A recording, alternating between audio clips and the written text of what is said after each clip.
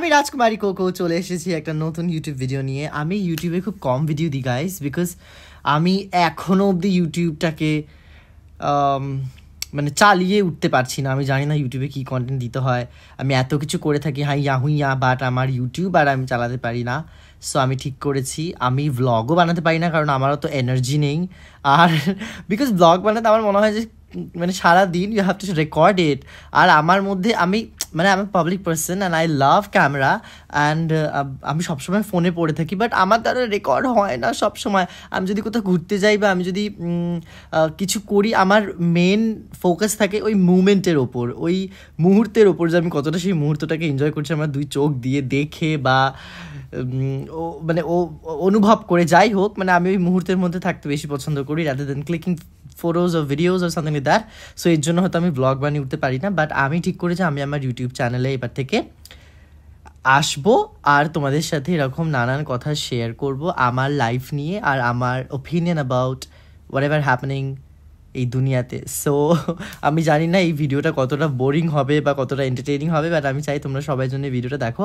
আর এই ভিডিওটা দেখতে দেখতে আমাকে একটা সাবস্ক্রাইব করে নাও। That's it.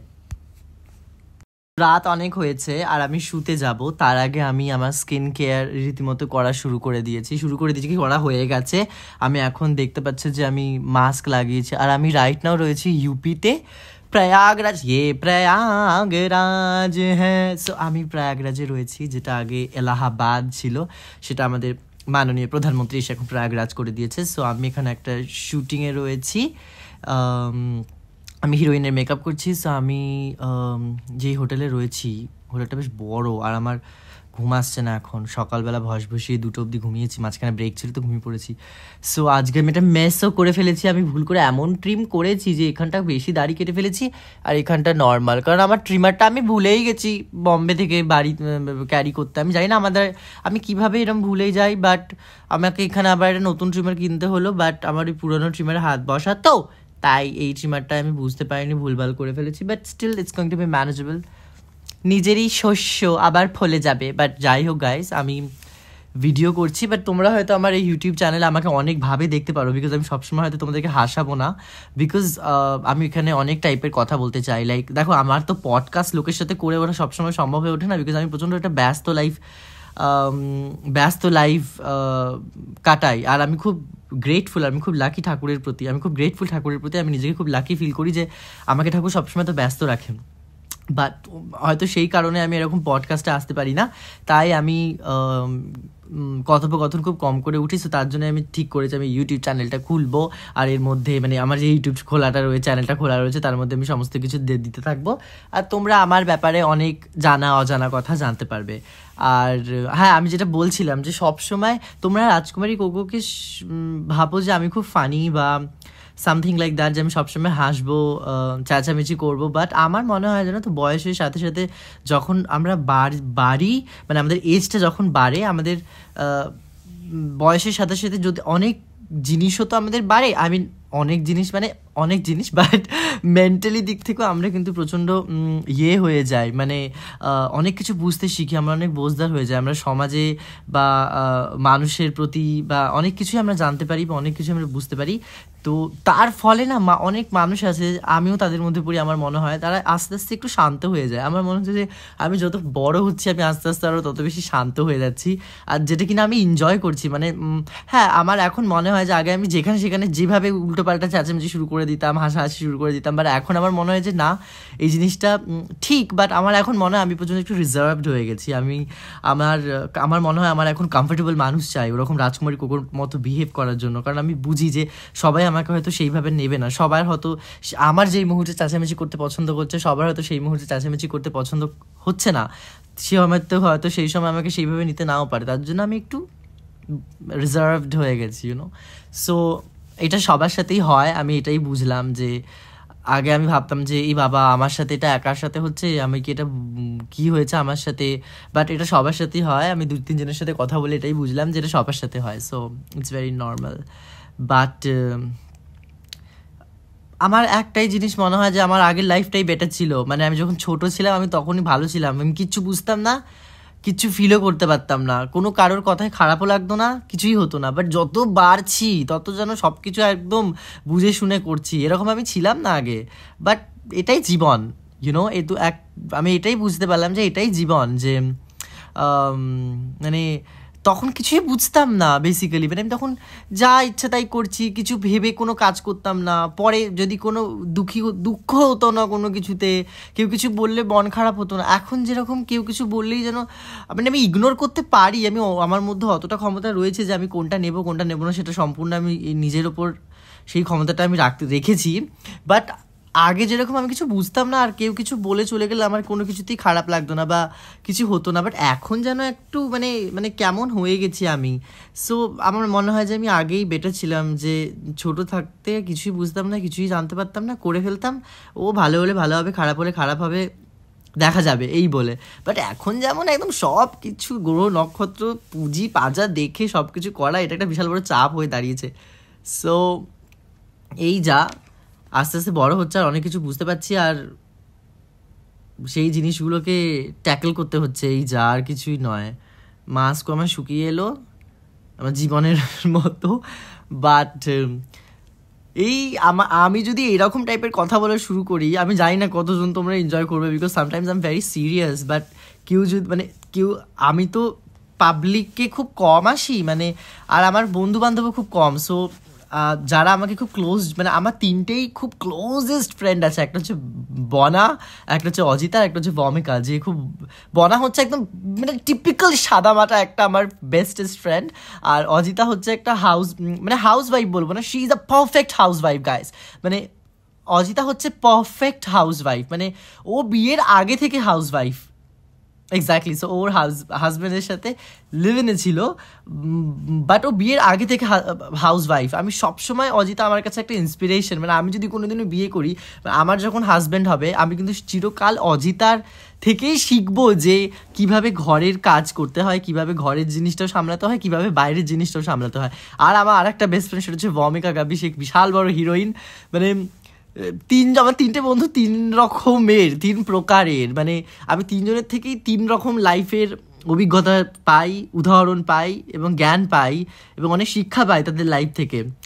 আর এই যা, অ্যান্ড যেটা বলছিলাম, আমার তো খুব লাইফে কম লোকজন। সো আমি কিন্তু খুব ইন্ট্রোভার্ট, মানে আমার খুলতে একটু সময় লাগে। সো আমি চেঁচামেচি হই হুল্লোড় আমি খুব মানে নিজের লোক ছাড়া আমার করতে একটু অসুবিধা হয়। আমি আগেও ভিডিও বানিয়েছি, বলেছি যে আমাকে আপনারা কিন্তু এরকম রাস্তাঘাটে বলবেন না যে রাজকুমারী কোকোর মতো বিহেভ করো বা আই আই আই আই কাই কাই কাই কাই করো।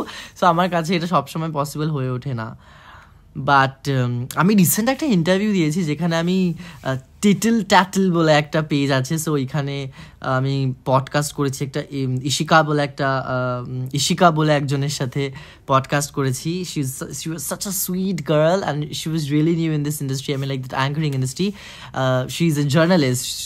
তো ওইটা ওর প্রথম শুরু করছে, যেন I was just like let's do it. আমি কলকাতায় ছিলাম and I was literally free for that day. So আমি ওটা করেছিলাম, আমি খুব প্রচণ্ড মজা করেছি। তার আমি বুঝতে পারি যে আমার কথা বলতে খুব ভালো লাগে, আমার কথা বলতে সত্যি খুব ভালো লাগে, অ্যান্ড নতুন মানুষের সাথে কথা বলতে খুব ভালো লাগে এবং তাদের জীবনের ব্যাপারে জানতে খুব ভালো লাগে। আমার মানুষজনদেরকে অবজার্ভ করতে খুব ভালো লাগে, আমার তাদের ব্যাপারে, তাদের অতীত, তাদের বর্তমান, তাদের ভবিষ্যতে কি প্ল্যান, তারা যদি নাও বলে, আমার তাদের খুঁটিয়ে জানতে খুব ইচ্ছে করে। এবং এটাই আমি বুঝতে পারি যে প্রত্যেকটা মানুষ একদম আলাদা, মানে প্রত্যেকটা মানুষের শখ আহ্লাদ, ইচ্ছা অনিচ্ছা সম্পূর্ণ আলাদা, এবং তার মধ্যে কিছু জিনিসে মেল খেয়ে যায় সবার সাথে, এবং সেটাই আমরা রিলেট করতে পারি একে অপরের সাথে, যেটা খুবই কমন কিছু ক্ষেত্রে আমি বুঝতে পারি।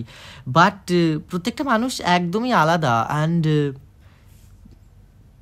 আর আমরা যদি, আর এইখানেই আমার বলার উদ্দেশ্য যে আমরা প্রত্যেকেই আলাদা। সো আপনি যদি আমাকে ভাবেন যে আমি অন্য কোনো কারোর মতো হয়ে যাওয়া উচিত, দেন এটা সম্পূর্ণ আপনার ইচ্ছা বা আপনার ওপিনিয়ন আমার প্রতি। বাট আমার সেটা নাও হতে পারে, আমার নিজস্ব ওপিনিয়ন আছে, হয়তো তার জন্য আমি এখনো অবধি চেঞ্জ হইনি। কারণ আমার অনেক বন্ধুরা রয়েছে যারা ট্রান্সফর্ম হয়ে গেছে অলরেডি, মানে তারা তাদের তারা ট্রান্সজেন্ডার ভাবে নিজেকে এখন পরিচয় দেয়, তারা তাদের জেন্ডার চেঞ্জ করে ফেলেছে। বাট আমার কাছে সুযোগ সুবিধা, আমার কাছে সমস্ত কিছুই ফাইন্যান্সিয়ালি দিক থেকেও আমি ভালো মতনই স্ট্রং। আমি চাইলে এখনও করে নিতে পারি, বাট আমি এখনও করিনি, নিজের জেন্ডার এখনও চেঞ্জ করিনি। বিকজ আমার মনে হয় যে আমার নিজেকে আমি বেশি আমি যেভাবে জন্মেছি সেটাকে গুরুত্ব দেওয়াটা আমার বেশি প্রয়োজন। আমার ইচ্ছা অনিচ্ছা, আমার চয়েস, এটা সম্পূর্ণ ডিফারেন্ট। যে আমি কীভাবে আমার লাইফ কাটাবো, আমি কীভাবে আমার লোকের সামনে নিজেকে তুলে ধরবো, সেটা আমার সম্পূর্ণ নিজস্ব ব্যাপার। বাট তার মানে এই নয় যে অন্যকে দেখে আমি নিজের জেন্ডার চেঞ্জ করে নেবো, বা আমি লোকের কথা শুনে, লোকের টোন বা লোকের বুলি শুনে আমি আমার নিজের জেন্ডারটা চেঞ্জ করে ফেলবো। অ্যান্ড আমি খুব ভালো কিছু মুহূর্ত হারিয়ে ফেলবো আমার জীবন থেকে। সো আমি কোনোদিনও এরকমভাবে ভাবিনি। আর আমি কেন এই কথাগুলো বলছি, আমি সত্যি তোমাদেরকে বলতে চাই যে আপনারা কোনোদিনও কাউকে জোর করবেন না। বিকজ আপনারা জানেন না যে আপনারা মানুষকে নিজেদের ওপিনিয়ন তো দিচ্ছেন, সেটা সম্পূর্ণ আলাদা। আপনারা দিন, আপনাদের সেই অধিকারটা রয়েছে যে আপনারা যদি কাউকে সত্যি মন দিয়ে ভালোবাসেন, তার প্রতি ভালো শুভ আকাঙ্ক্ষা করা প্রচণ্ড সৌভাগ্যের ব্যাপার সেই মানুষটার প্রতি যার জন্য আপনি ভাবছেন। বাট সে আপনার কথাটা নাও নিতে পারে, বা তার হয়তো আপনার কথা ভালো নাও লাগতে পারে, বা তার হয়তো নিজের ওপিনিয়ন আছে যেটার প্রতি সে প্রচণ্ড দৃঢ়, যেরকম আমি। বাট আমি এটাই বলতে চাই, আপনারা হয়তো অনেকে বলে থাকেন যে হয়তো মেয়ে হয়ে যা বা হয়তো ছেলে হয়ে থাক। এই জিনিসটা আপনারা প্লিজ বলা বন্ধ করুন। আপনারা সেই মুহূর্তে একটা টিনেজার বাচ্চাকে বলছেন তুই মেয়ে হয়ে যা, বা তুই না হলে ছেলে হয়ে থাক, নাহলে পাবলিক তোকে অ্যাকসেপ্ট করবে না। পাবলিকের নিকুচি করেছি, পাবলিক আমায় খাওয়ায় না, পাবলিক আমায় কিছুই করে না, পাবলিক আমাকে দেখে খালি, দ্যাটস ইট। এটাই পাবলিকের কাজ আমার প্রতি। মানে আমি পাবলিকের জন্য, আর পাবলিক আমাকে কেন দেখছে, কারণ আমি পাবলিককে এন্টারটেন করছি, বুঝতে পারছেন? আমি যদি এন্টারটেন না করতাম, আমি যদি যে ক্যামেরার সামনে না আসতাম, আমি যদি নিজেকে যদি পরিচয় না দিতাম, পাবলিক আমাকে চিনতেও পারতো না, পাবলিক জানতেই পারতো না যে রাজকুমারী কোকো বা অনুকূল ধারা বলে একজন রয়েছে, এই দুনিয়াতে এক্সিস্ট করে।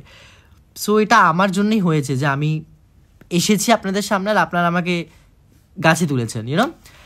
বাট আপনাদের মধ্যেও অনেকজন রয়েছে যারা আমাকে এইভাবেই পছন্দ করেছেন, আর তার জন্য আমি চিরকাল কৃতজ্ঞ। আর আমি সেইটা এত ভালোভাবে লোকে আমাকে বুঝিয়ে দিয়েছে যে কোকো তুমি যেরকম, তুমি তার জন্যই রাজকুমারী, তোমাকে এইভাবেই আমরা পছন্দ করেছি। আমি সেটার জন্য চিরকাল গ্রেটফুল।